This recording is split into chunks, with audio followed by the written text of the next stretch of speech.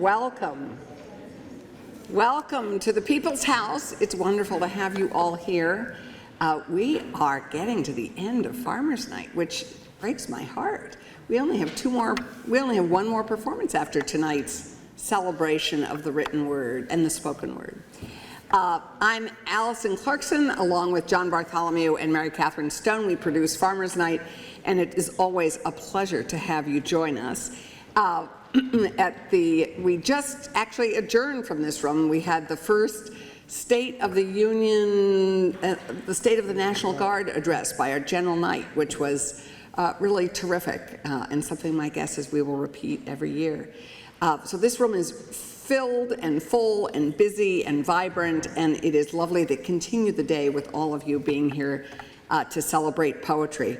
We, as you know, this is a living museum, and we couldn't be here tonight without the wonderful work of our Capitol Police, who stay late for us for Farmers Night, and our Sergeant at Arms office and our Curator's office, all of whom work together to make this seem like the most natural place in the world to meet and work and celebrate life in Vermont.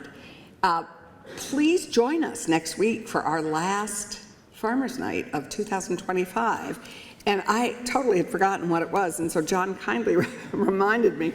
It's the Evans Aspel Stats Trio, and it is we say it's a collection of popular music from the 30s through the 60s. So they're doing jazz, they're doing a whole range of wonderful music. So I urge you to come celebrate our last Farmers Night of the year together. Also, if you have a great idea, for those of you who are Farmers Night aficionados and regulars, please, if you have an idea for next year, we will be putting together Farmers Night 2026 beginning sort of in June after the session adjourns, and so we would appreciate any brilliant ideas you have. So email us all, we're all found on the website. We'd love to hear from you. And so without further ado, I am going to introduce the Executive Director of the Kellogg-Hubbard Library. The wonderful tonight's performance of poets is being presented in partnership with the library, and so we welcome Dan Groberg.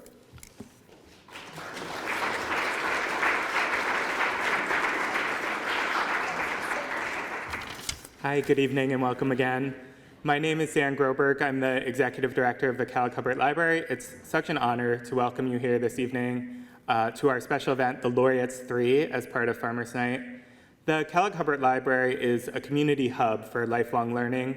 We're a free, nonprofit public library serving the central Vermont towns of Berlin, Calais, East Montpelier, Middlesex, Montpelier, and Worcester, and we're proud to be one of the busiest libraries in Vermont. Tonight's program is the kickoff of Poem City, which is our annual celebration of National Poetry Month. At a time when the Institute of Museum and Library Services is being dismantled and funding for the Vermont Department of Libraries is at risk, it's so important that we're coming together tonight in the State House to affirm the importance of poetry, the humanities, and libraries. I'd like to thank Mary Catherine and the Farmers Night team for inviting us here this evening. I'd also like to thank Vermont Humanities for their support of Poem City. And finally, I'd like to thank our programs coordinator, Nikki Welly, and a friend of the library, Rick Agron, for their incredible work putting together tonight's program. I encourage you to learn more about our Poem City lineup. There's dozens of events taking place throughout the community and nearly 500 poems up around town, and how you can get involved in the library at our website, kellogghubbard.org. I'm also excited to share that Bianca Stone will be back with us again on Sunday at 4 o'clock at Bear Pond Books for the launch of our 2025 Poem City Anthology, which is a collection in print of many of the poems that are part of this year's Poem City event. Without further ado, thank you again for coming, and I'd like to turn it over to Rick to introduce tonight's esteemed presenters. Thank you.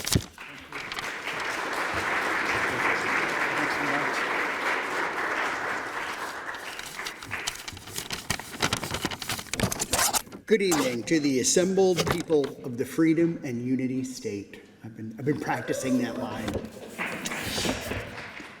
Farmers, legislators, readers, writers, poetry lovers who come to Montpelier every year for Poem City. My name is Rick Agren. I host Bon Mott, a show of poetry, the spoken word, and all things word-inspired on WGDR, Vermont, Central Vermont Community Radio. Welcome to this space.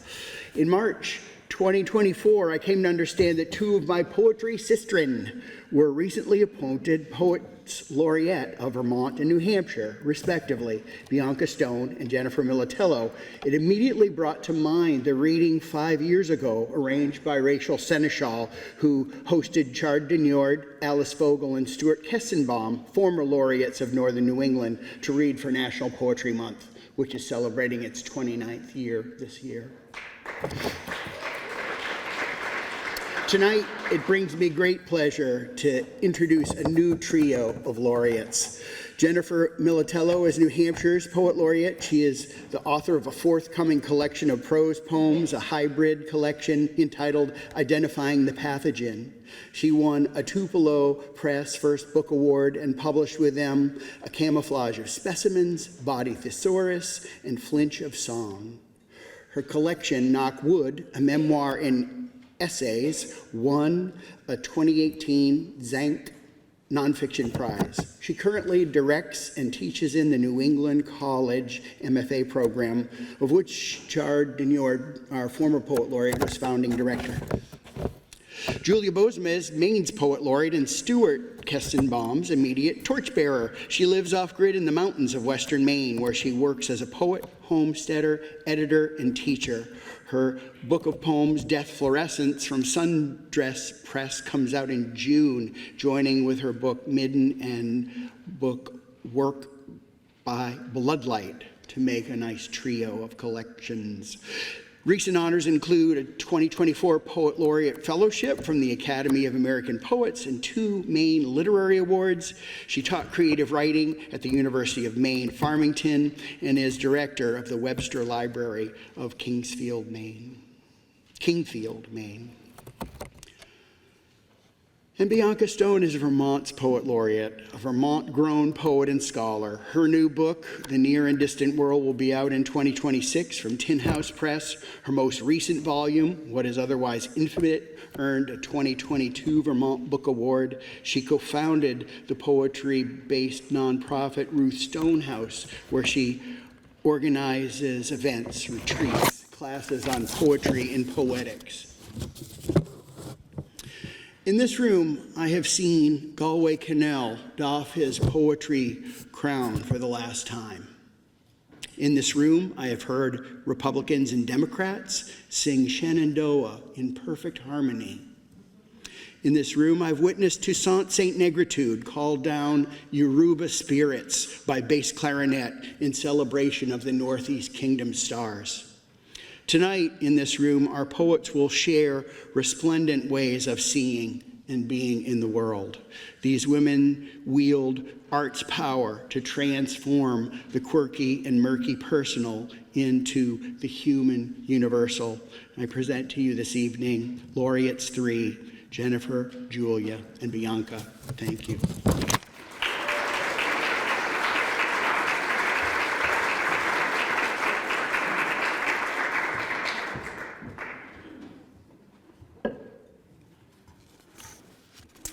Thank you so much, Rick. It's an honor to be here tonight with all of you and with my fellow laureates. Thank you to Poem City, to the Kellogg Hubbard Library, to, of course, Rick Agren for organizing, and thank you to the Vermont Humanities. It's amazing to be here creating our own poetic legislation tonight, so I'd really like to kind of think of it that way. And I think tonight I'd like to begin with a love poem. This is The Punishment of One is the Love Song of Another. At last I have found my assassin.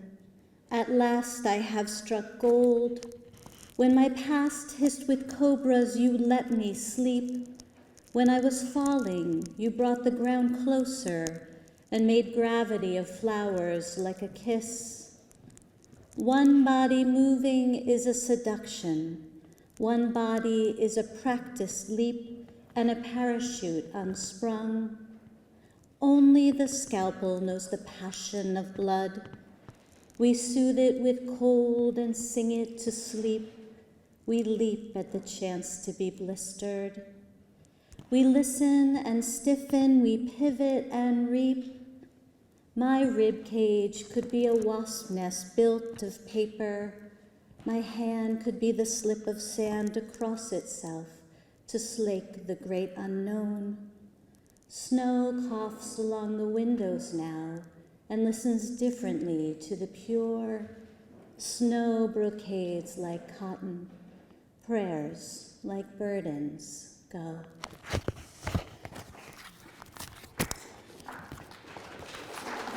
Thank you. I think we are in a time where we could use a little bit of passion, a little bit of love. I think we are also in a time where we could use some old stories to keep us on track. So the next poem I'd like to read is my version of the Little Red Riding Hood story, told from the point of view of the grandmother. So this is a dictionary of having been prey in the voice of the grandmother. Replaced by stones in the sown belly, I could finally be the beast. Up from the bed I could finally be, and the woods were a taste gracing lichen and teeth, and I had the raw aesthetic of deadness and meat. Finally, I had the limbs it took to recover me. Split from the belly I was at last, and the housecoat had a language like breath, and my life was a theft of something like me, but not like me. The child was not the scar of me, was not meek. I had been eaten, I was the beast. I had the taste of bewildered flesh. I had been puppeted by my undone death. I was a sentiment of rebirth. I had a continent of the canine teeth and the lolling tongue and of the digestive tract, the bitter juices that licked me whole. I had an old sense of the precise in me, kicking its way to nurse me back. The woodsman had a body like breath and a deft axe, and I was the one by the arm he pulled out, new with a float of the road toward death, the end about me. The child with wide eyes had believed. The housecoat had soothed like a breeze her soft eyes, and the fierce wolf had crossbred deception with all he could eat.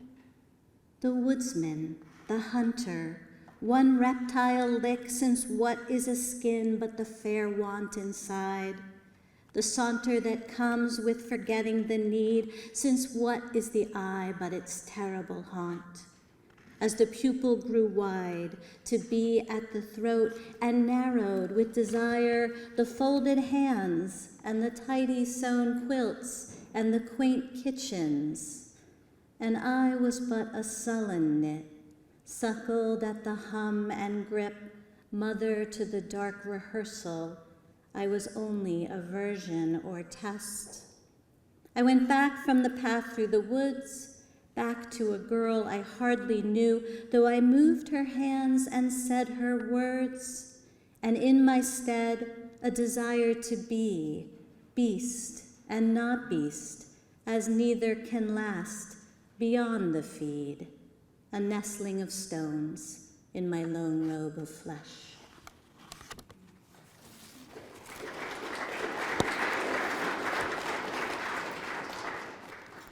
Thank you. I'm going to continue with a poem that's a little bit closer to home.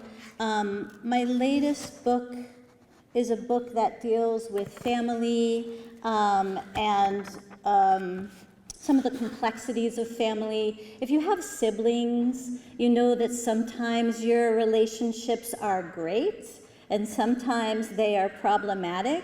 And sometimes they are both at different phases of your life. And I have a sister who I was very, very close to when we were young. and we grew apart as we grew older to the point where we no longer speak. So this is one of the more autobiographical poems that I've actually written. And I think as I read it, the poem is called Sibling Medusa. It's really important to remember that Medusa was a victim as well as a monster. Sibling Medusa.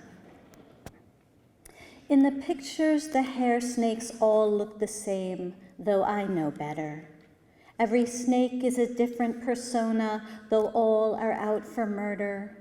Every hiss is a criticism unfettered. Every head is a hatred on its leash. Every slither is a movement toward hurting me further, like our mother. I learned long ago to only approach you from the mirror. Your scales overlap. They have the phalanx of your heart. All my shields crumble. All my winged shoes fail. You are my sister. My love for you is a ladder I climb until I fall. There is a Red Sea in my blood, and it is your mood, venomous at root, ever changing as a god. There is a Red Sea in my blood, and I must keep it still, as its tides would drown us, as our parents still hope we will break bread. We believed you were a priestess. We put you on the urns. We lifted you up and loved you alone. Now you are a monster and want me gone. Were I to carry it as a weapon, your head would turn on me. I am only one of the statues that surround your lair. All our family is there, posed and still, paralyzed by your punishment, your scathe, your skill. Where I had my home, I am no longer at home. I was closest. I was in your crib. I was in your bed. I wore your clothes. I shared your name. Is this why you hate me? Is this why I now see the deadly inside red of 1,000 stretched open mouths? Your serpents control me. Your eyes are voiced over. I don't know you. Where is my sister?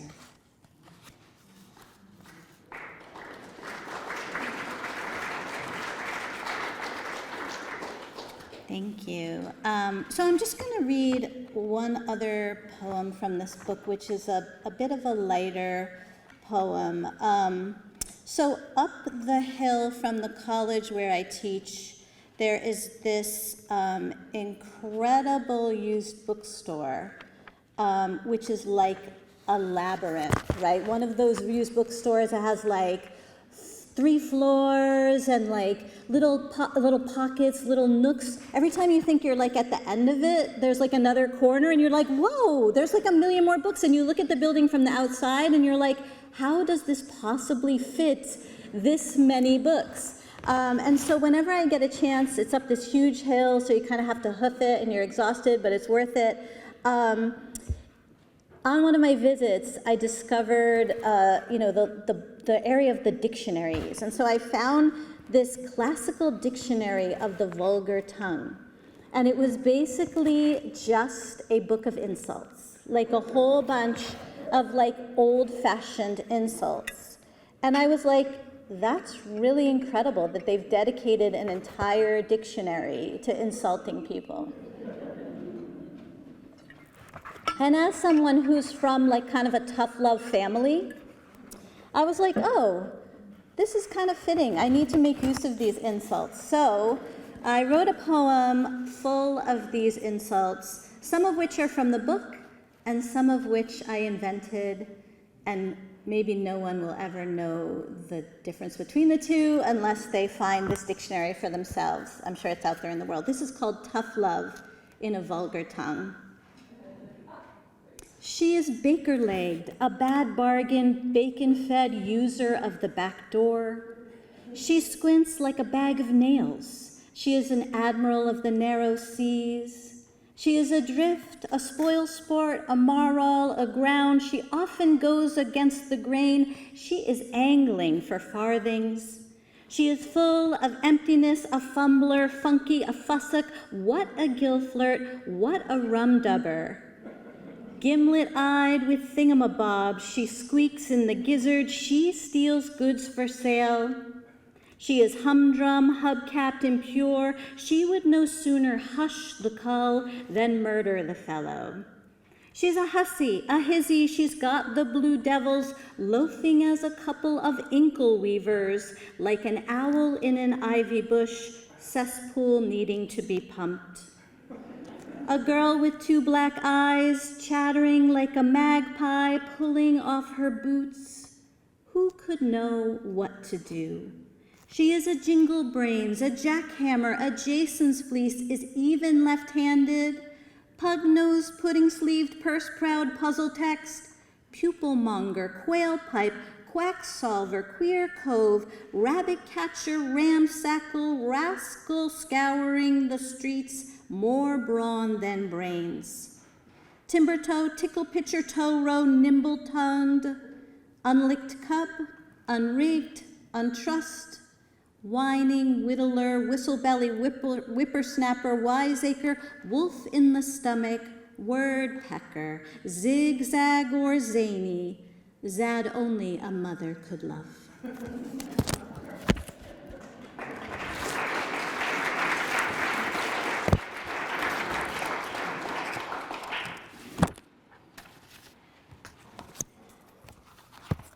So I think I will end with a poem that is a climate change poem. So I don't even have to talk about this, do I? I'm just gonna say it's a climate change poem. We all know, right? We all know. This poem is written in the form of a ghazal. So if you're familiar with a ghazal, you know it's a kind of obsessive form that uses a lot of rhyme at the end of the lines and a repeated word, and also that uses usually the poet's first name in the last stanza.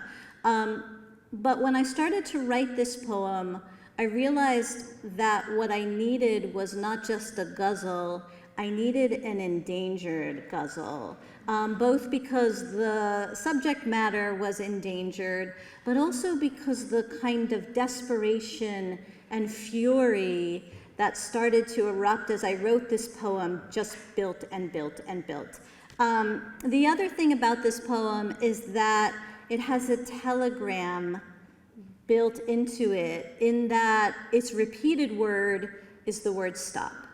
And that stop, if you look at it on the page, is all lined up on the sort of margins separate from the rest of the poem, so that it is both a kind of understanding that things that we cherish will at some point stop, but also by the end a plea for us to stop.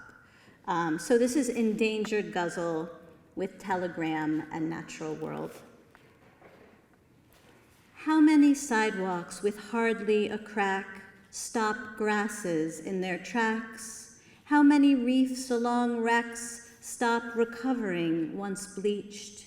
How many sadnesses indicate true north? How many creatures dying back stop feeding and lie still? Water moving against its reflection skin, shifting a beached humpback. Stop-signed old avenues exchange heaves, freezing points breathe, and hurricanes crush, and those with kickbacks stop stopping it. Tornado sirens as light flecks mold-like along the sill, as gull spines diamonded through the dark stopper. Who will save the wolf pack or the shark attack from the megalomaniac or the smokestack stop? Nature was made to be ransacked. Stop thinking of this as a setback. Stop feeling like this is a rat trap or sidetrack or stopgap. Until everything, including Jennifer's, grows scarce and everyone's are buried and the world doesn't feel the lack. Stop, bushwhack back through, to common sense. Thank you.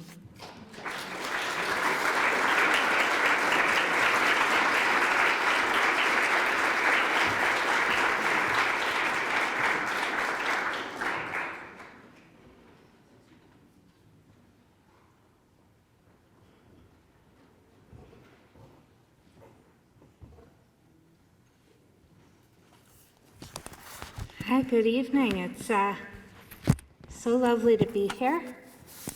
I came out off my hilltop in Maine and drove across Route 2 to get here, which was lovely. I used to make the trip often because I got my MFA at Goddard. So, yay, yeah. I'm glad the sign's still there. I like that anyway. I'm gonna read two short, weird little spring poems from my first book to start, and then I'm gonna read you one poem from my second book, and then I'm gonna read some new poems from the book that's out in June. These are weird little poems, but they felt seasonally appropriate to me. We're in full mud season at home, and here I sing too. Pariah's Call. Oh, wait, that's the wrong poem. Sorry. Spell for Spring. That's more appropriate. When you hear the woodcock's nasal peep, drop trees across that gravel gully you call road. Drag limbs to the smolder fire.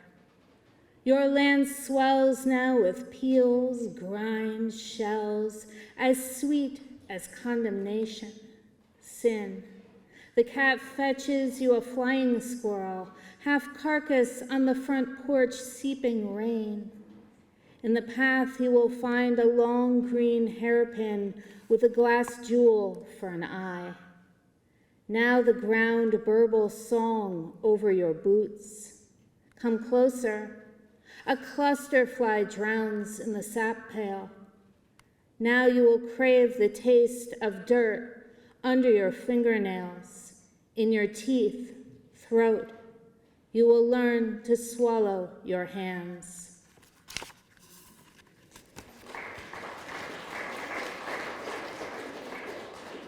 This is such a beautiful time of year, but so raw and so hungry and needed, but everything's weeping and everything's moving and things come up out of the ground. All, at least in my, where I live, I find things every day. So this is called Elegy as Mud Season. Already the animal is softening. When I say my road is alive, I mean mouths open up everywhere, spitting rocks, spitting bone, until one gives me a skull. I carry it up the path, set it on the kitchen table. The canines are missing and the lower jaw, but the eye holes are so unmistakably round.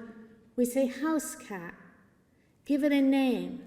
This our season for naming loss. How it sifts off our skin, collects in soft mounds by the door.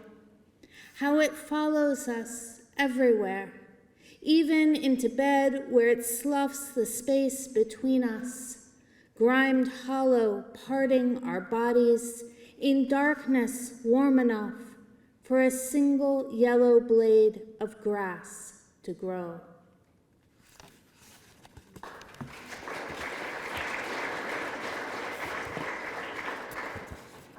So I'm gonna shift gears a little bit, weirdly here for this poem.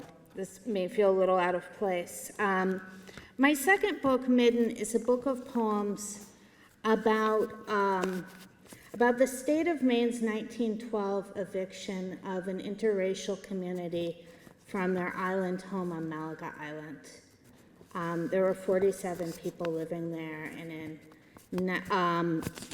The state of Maine in 1912 ordered them off of their home, including committing one family to the Maine School for the Feeble-Minded and removing a cemetery that was on the island and moving that and consolidating those into 5 coffins and burying them unmarked, the Maine School for the Feeble-Minded.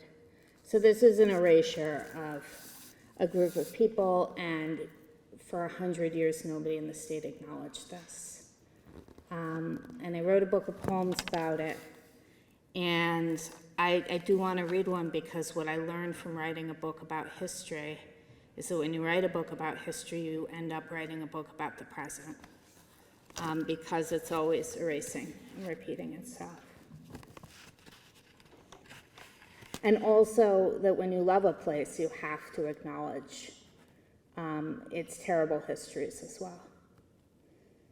Interview with the dead. Who were you then?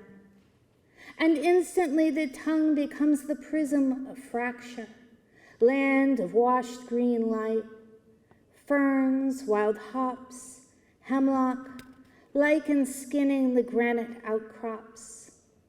And instantly the tongue becomes a well, a stone cast into memories falling. When there's no one left to name the helix of departure unfurling inside you, wear silence as a tattered shirt, a stain of torn buttons. We carried it in our spines, and anyone could see it when we walked. And instantly the tongue turns to salt, white film, and blanch, for not even the tongue can taste what came before salt. This is in section, sorry. How do you remember your island? As stone fingers spread an octave into the sea, as salt brands ankles and red mud heels callous to clay, as dreams in which we still pick blackberries, as brambles scratch a map into our skin, as we thread the fishhook, pull the line taut, as a catch of blood in the back of the throat, as fingers tying a knot. How did you leave? Our houses became our bodies. We lashed ourselves to rafts. Our bodies became boats. Some left as cargo in boats, boxes. We wept or did not weep until home became the rubble between our teeth, the thing one cannot bite for fear of breaking. Then we were a people sculpted of wind, and when we left, we scattered as breath, lingered as breath. Then we were a people carved of gravel and dust, and we left as the land, stripped from the land, carrying our hearts in our fists. Sorry, where did you go? To hallways of sweat and bleach, to white walls and locked doors, to brass bed frames in the endless folding of sheets, to the thin lips of strangers at the market, to back doors of summer mansions, to mudflats and shanty camps, to clusters of islands too tiny to name, to houses rebuilt with the same old boards, but smaller this time, and the windows all in the wrong place. What did you leave behind? Our arms spread out around it all until our hands could not meet our hands.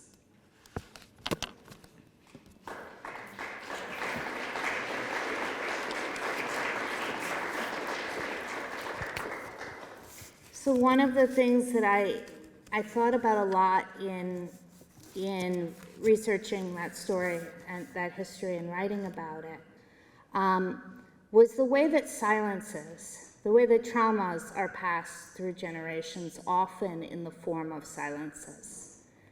and how those silences become a part of who we are too. And as someone with Jewish ancestry, this was something that I understood in my family. So that's been one of the themes that's come up in my new book. This poem is called Point of Origin. Discussing the problem of origins with my mother on the telephone again, I watched the frozen lake extend beneath the window panes. A frozen lake recalls blank poster board, as in grade school. Half the family tree wizened white after I came home asking nationalities, countries of origin, and my mother said, just put Jewish. And I said, Jewish is not a country. So she tried to tell me what she knew, which amounted to something like snow falling in a forest that spanned all the way from Austria to Lithuania or Estonia or Russia. A forest marked by sudden uneven clearings called fields where bodies might be found. A dark forest pocked by villages no one wanted to remember the names of, so they forgot them, or in any event forgot to tell their children, as perhaps they forgot even their own names, stilled and severed until it became impossible to trace. One name found on a ship's manifest, another claimed at entry, a stranger inside a familiar, a matryoshka we don't speak of until it's too late, the ones who know now dead and gone, the documents scattered and opaque.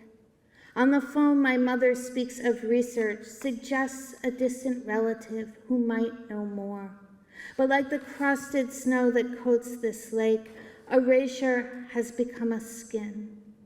Inside me, an expanse of ice extends, and below that ice, a fish swims slow and dark, scaling figure eights between the stones. In winter, a lake transforms to field. Between pickup trucks and fishing shacks, a lone figure paces. I cannot see the fish, and yet I know it's there, beneath this makeshift ground.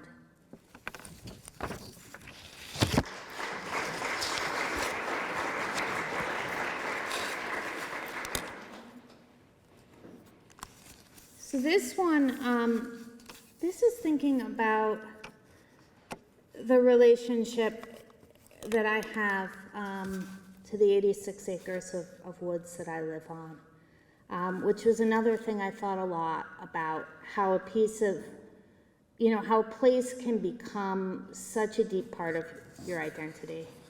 How it can seem like land is almost a second body. But also the fallacy, right, of land ownership. After we wound the land to maps, better stewardship than ownership. But this wooded hill has never needed anyone. Without us, it stretched its green flanks feral until blackberry canes cracked under their own weight. Deer tramped switchback tunnels through the undergrowth. Columbine erupted purple and pink-white beneath sugar maples. Without us, the hill's scars turned porous. August aster bottle brushed from cellar holes. A stand of ash rose from a single stump. Snakes studded themselves into the splicing silences of the stone walls and slept. Without us, the stories grew moss and sprouted saplings like an erratic boulder from its hulking granite back. And likely the hill preferred this, for it never needed us here to hear or tell of the seven-sided pole barn filled with its 7 years of trash, of the baby diapers and propane tanks that shot shrapnel when the man before us set it ablaze. Nor did it need the story of the DEA helicopter sent to arrest the man before him. Man of shotgun and wild rumors, of holes all over the front lawn where the pot plants grew, and where we still now sometimes stumble carrying our buckets. No, the land didn't need the herd of cows before him either. or the family they belonged to, the ones who built this rotting cabin, who dug septic and well, and then one day just up and disappeared. Though that woman came back once in a dusty white minivan, driven by her daughter, came to see one last time her lost home, and told me through plastic oxygen tubes from the car window of a time when this whole hillside rolled with wheat, sheep, fields, and the hubris of a farmer who scrambled to gather his hay as thunderclouds bore down upon him. How once the last bale was in, he shook his fist at the sky in triumph, and the sky replied a pitchfork of lightning straight into the roof of his barn. So fire. So all those fields regrew to woods. So new scrub for the partridge. So no trace of the now vanished schoolhouse, nothing left of the sawmill but a clogged stone dam and a swamp of dank leaves. Just the headstones remain, mildew and algae on marble, children buried before their parents. Just the rusted gate, the tree-bent chain link, the rest left home at first opportunity, drawn by the heady violence of opportunity. Abandon this hill to a new violence of boundary pins and parceling out. And now I am here, an unwanted steward, unneeded witness. I am here, and this topography has made a debt of me. The debt began before we ever arrived. Perhaps the debt began when someone followed a deer through the woods on the way to the river, or perhaps when the mountains first churned with glacial debris. Certainly the debt began when someone wrote their name on a property map, a deed. And by the time we arrived, adolescent on the solipsistic romance of our own manifest destiny, believing we could make our own end, glowing from the flickering light of flame-colored leaves, we already knew the wound was us. It lodged in our throats. It grew under our tongues. Moss to a slope, lily of the valley to a grave, until we could no longer discern the green of the hill from the skin of our hands. Each spring weeps its spring runoff, sugars the trees with tears, but the wound remains. The wound festers violet and lilac. It swells a bloat pond of summer warbling.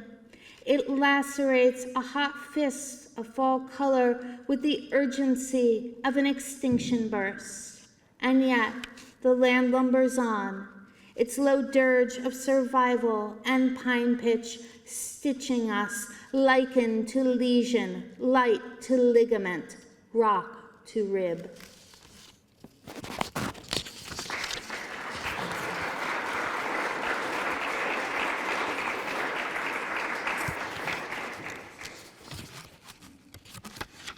I'm going to read two more poems. I'm just trying to decide which order I'll read them in. This is one that I did write in an official capacity as poet laureate. I was asked to write a poem for the bicentennial time capsule, which was supposed to be put together in 2020. To be opened 100 years later, and when it's instead put together in 2021. So my predecessor, Stu Kestenbaum, had already written a poem for it celebrating Maine and Maine's history, and I was asked to write a poem about the future. So this is, I wrote this as an epistolary poem. To a Mainer living 100 years from now. The other day I stood beneath an ash tree as old as the time between my writing this letter and you reading it. Inside the green moment of the forest, I traced my finger across the ash's trunk.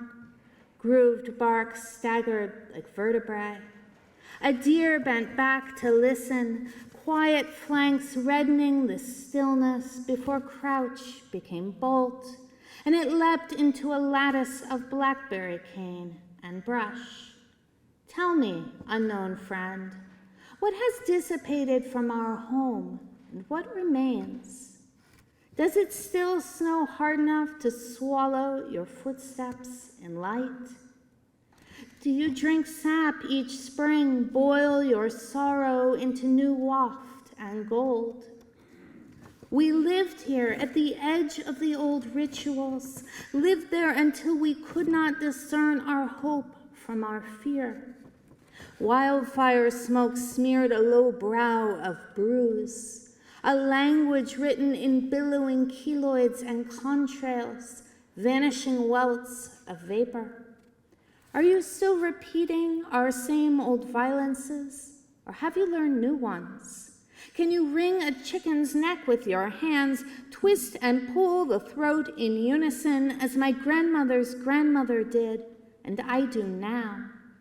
Or have you colonized Mars, erected skyscrapers of cosmic concrete? Scientists are at it now, discovering a building material of human tears, sweat, urine, blood. It hardens fast and cheap, stronger, they say, than anything we've ever known before. For you, I wish nothing but birdsong. I wish you a pond of peepers screaming spring thaw. And all those apple trees I planted, it's early autumn now, their striated skins seeping blush into white flesh as they ripen. Do they still stand on this hill? Pick one for me, please, if they do. Bite down among stippled wormholes and taste our blinding sweetness.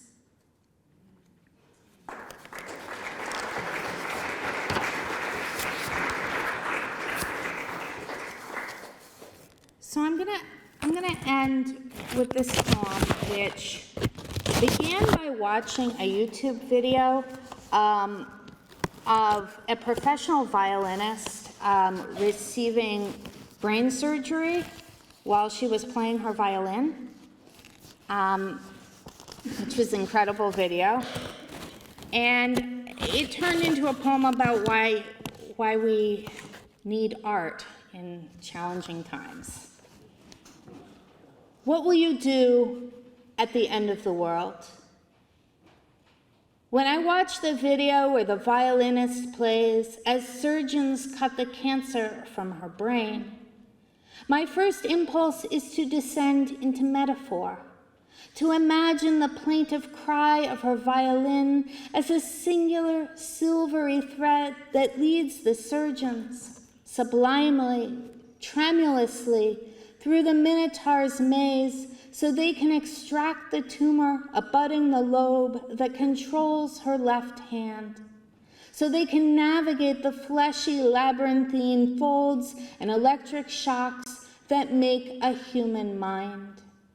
When I watch her bow graze the ventilator tube again and again, I recollect the old story of Nero playing as Rome burned, which is supposed to be a story about callous cruelty and ineffectual leadership, but which fails to hold up under historic scrutiny for many reasons, including that the violin was not invented until the 11th century. Still, the fable lends him more humanity than not. The notion that there was music inside him, even if it took 6 days of burning to fan it out. A music so powerful it forced itself to escape his tyrant's mouth. If art is only pleasure, Nero's act is selfish, loathsome. But if art is survival, a violin siren might morph to beacon against the smoky air. I keep asking my poems what the world needs from me in these days of quickening dread, of burgeoning conflagration, what they want me to do. In the comments section below the hospital video, no one can agree on what they're seeing. Creepy, incredible, horrifying, beautiful. Afterward, the violinist recalls, I kept thinking, Get out of my way. I need to play louder. Thank you so much.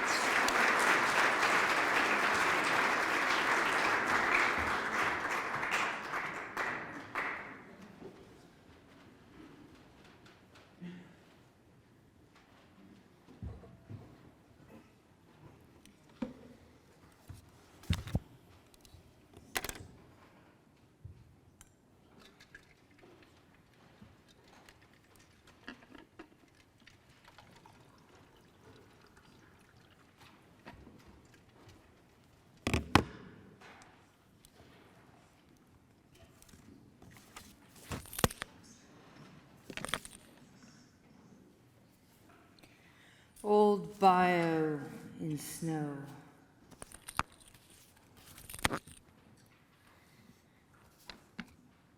There's always a snowstorm coming, and I'm always booked to read at a cafe on the other side of the mountain. Driving on bald tires to give another lecture on Hegel's vision of the infinite whole, and at the last minute deciding to lecture on wind and snow and their effects on discarded newspapers. No, wait. This lecture was about repeating the past. There's always a snowstorm coming, and I'm always booked at a cafe on the other side of the mountain, driving in the dark, and I'm insanely happy, weaving along the winding cliffs, careening down the other side of the summit in a little blue car, parking, sliding a quarter and a meter and bouncing off with manila folders under my arm, my garbandine overcoat flapping open like a hospital gown to give lectures on vision and snow and repeating the past. And if they introduced me with an old bio, so be it.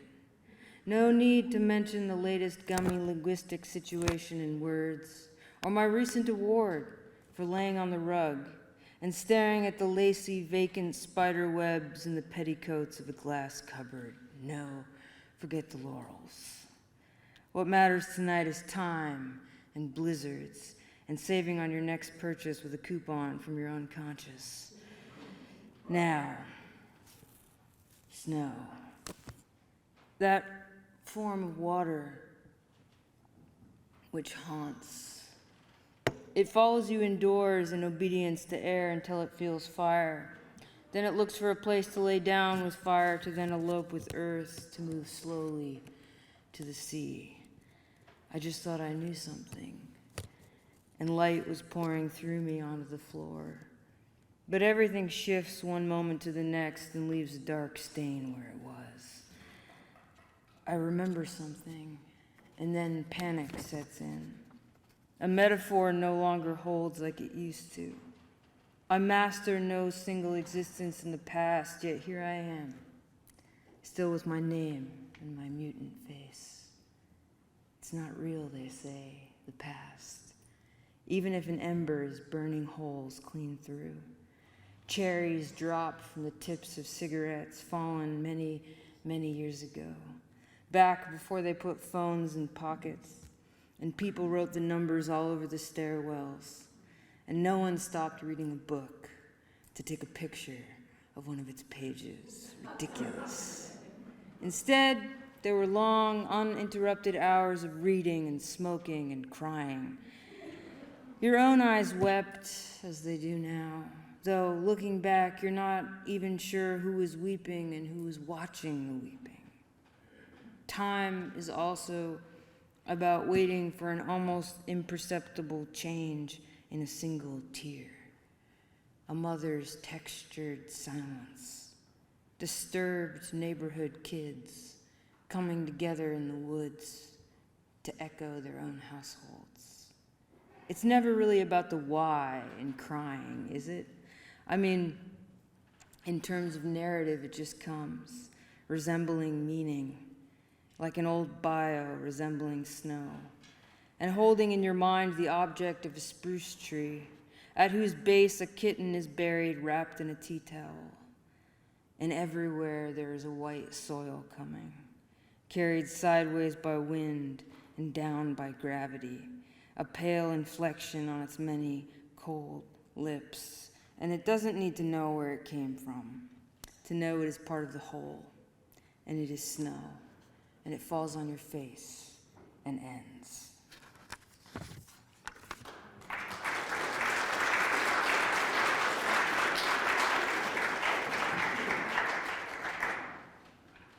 I actually wrote that, I think, Samantha, for your reading. Not for it. Let me explain that I was booked to read at a reading in Montpelier, Vermont in January. And we had to cancel it because of a snowstorm. And then the next week there was another snowstorm. And I drove there anyway. And I had this poem written in between. Theory. You'll find no theory vengeful enough for this life. You must keep living it.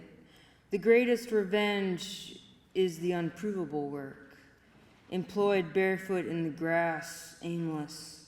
But there are times I want to find the right concept, not psalms, but to theorize the current of sadomasochistic reason. Does it unfold me is always the question. To be beside it, I have a tentative pleasure in the academy. I hover long in the indexes, the footnotes, the vibrant arguments thrill me. But my greatest fear is to be condemned to theory, without trash, without my weird octava rima, my pointless point, my song. In the night, only the mad wind means, turning the electricity off in one mighty blow, so that when you wake, all the clocks are wrong, and the copper tube wind chimes where once I heard a secret revealed in their music are splayed in silence, a dead language in the snow, waiting to be rehung in the maple.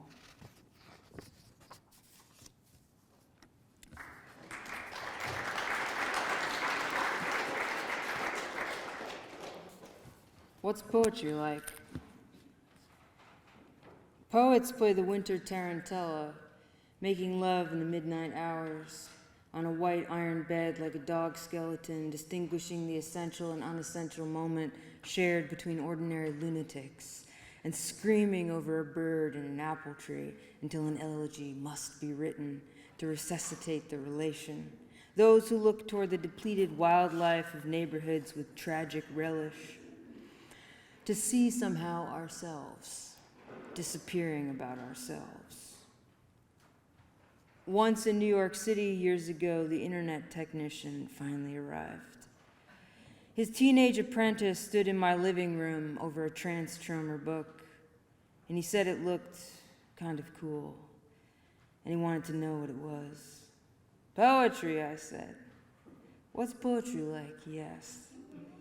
And the treacherous inadequacy with which one finds oneself, explaining in a few loose, deficient words something with lungs and no face, the immortal freak of language you haunt and hunt, the original state of language you're trying to get back to from within. Poetry, whose rare geniuses come as bitter-sweet, suicidal explosions on the tongue, randomly felt during long, tedious meals, award-winning and already forgotten. All the emoting of unanalyzable fragments, all the surrender and detonations of precision and reckless insight and references to hidden wisdom in Coke cans, conversations across time, and slips into truth and obscurity of thought, altogether blissfully the form itself at its best, strings of dreams in the waking life, overlaid like unobserved clothing, the words that sing stillness, the silence craved by perpetual auctioneers, that which is not the tale of event, but itself an event. You know what? Just take the book, I said finally, pushing it into his hands. Thanks, he said, and took it away, grinning a little. But later, with snow in my head and thunder in my right eyelid, I was worried, as I was so dangerously then, about dark yet unspoken things. It frightened me.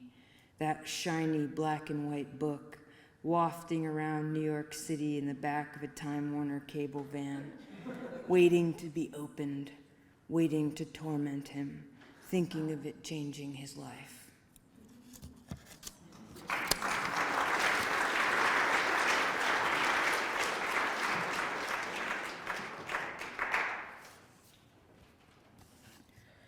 I was sort of editing this poem over there, but it's called The Decline and Fall of the Roman Empire. And I've been thinking a lot about that lately. And like in this 4-volume book called The Decline and Fall of the Roman Empire, there's a lot of facts about what went into that mighty collapse. And I was curious about the poet. So there's a little quote here from the book. The name of poet was almost forgotten. That of orator was usurped by sophists. A cloud of critics, of compilers, of commentators darkened the face of learning. And the decline of genius was soon followed by the corruption of taste. You must be careful to fall and fail in a certain way. With the raw, embryonic field mice thoughts birthed in the junk drawer and their eyes licked open, careful to let loose a scandalous vision in which your head has one disfigured wing opening. You must attempt to translate it, the gray ring left greasy round the tub of skull where the ocean was a second before you woke, and its entire word you barely grasped by syllable or sight, and without pay, too. Amid the throng, whose bite is bored and bottom line and on the hill, look not for love from them, but the small return of a distant lyric sent shy and bold across the air from some reader in their night. Let the few suffice, if they can return the call. Alone you hate it all, but write it down to up and out. Strange thing, a screw in your soul that goes with nothing, fits nowhere, and yet you build for years and years and place it hopefully in each failed book. And it builds you too. Your shabby architecture going gray and bald in a shabby chair, your mind drifting to desire and back to watching desire in curiosity. You who make use of the unthought thought with eaten air and alone for thee, in doubt, in joy, and poverty.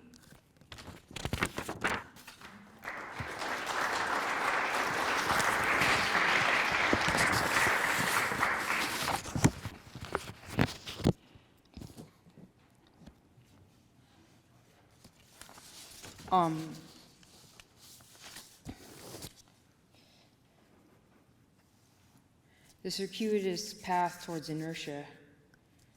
If you want to know anything, consider the distance between you and the dying of things. One might linger there in an eros of silence. If you want to know anything, you must drive an indifferent vehicle with your difference locked inside it towards a reading in Salem, Massachusetts for $100 and a place to stay.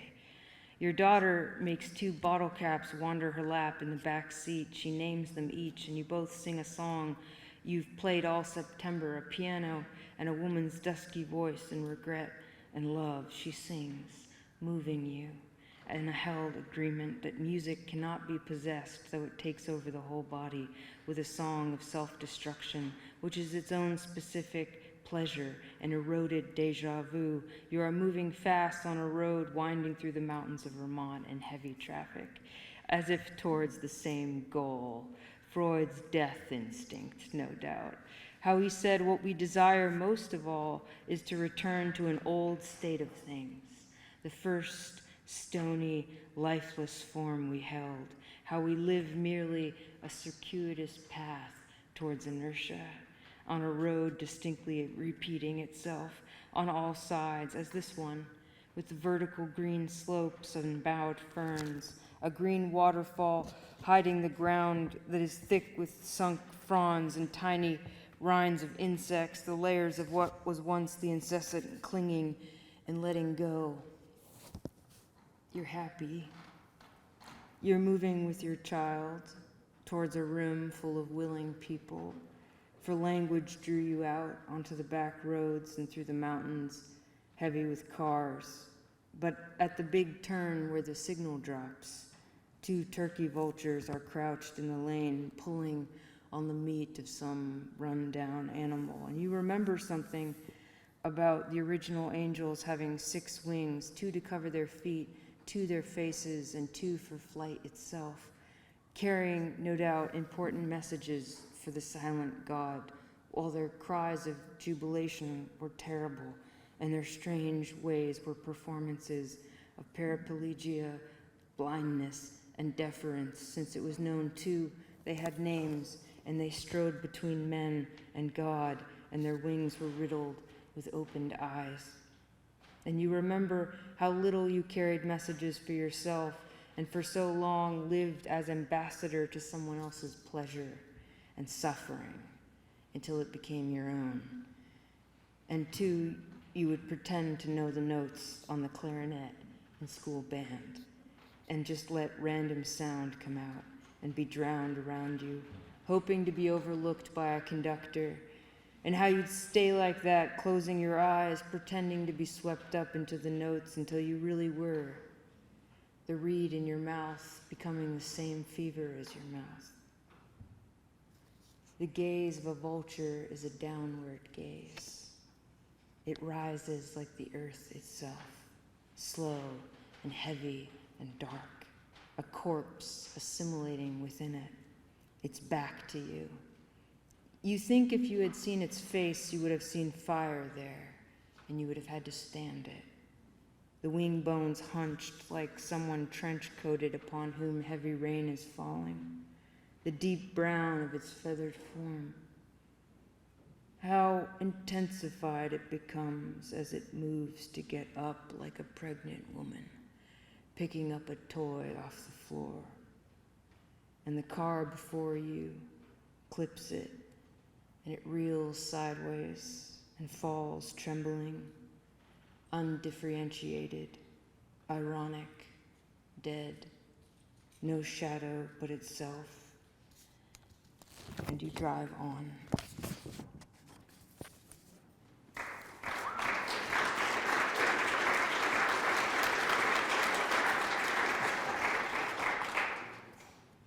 Thank you so much. It's so good to read with 2 brilliant poets in this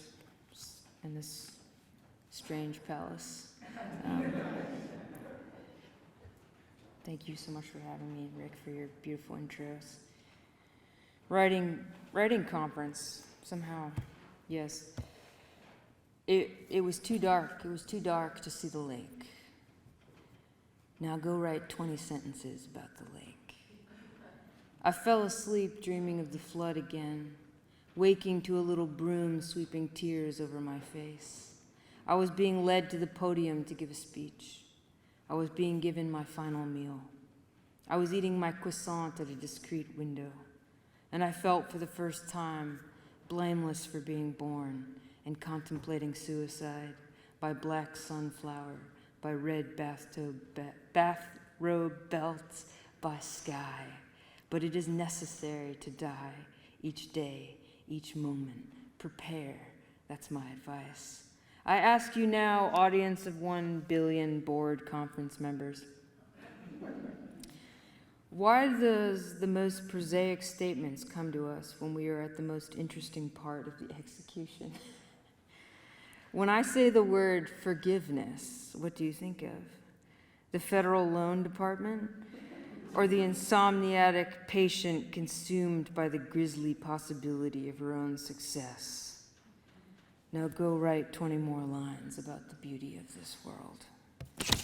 Thank you all.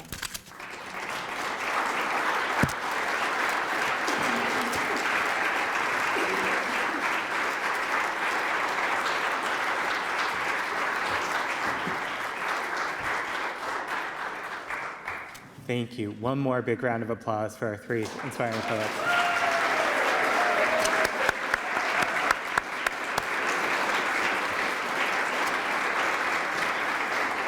Thank you again to Rick Agrin and to Nikki Welly at the library and to the Farmers Night team for having us. Please visit our website, kellogghubbard.org, to learn more about our upcoming Poem City events. Thank you again for coming.